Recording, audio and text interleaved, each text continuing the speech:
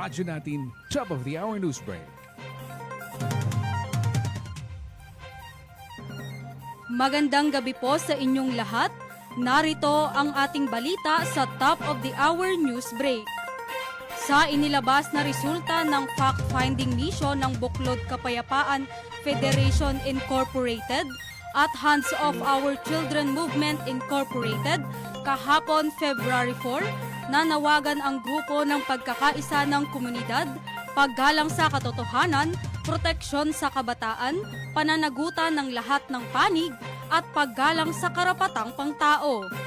Isinagawa ang fact-finding mission sa Abra de Ilog upang beripikahin ang mga detalye at alamin ang mga pangyayari kaugnay ng engkwentro na naganap noong January 1.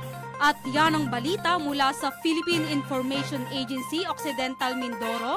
Ako naman si Judy May Dawis para sa Radyo Natin Top of the Hour News Break.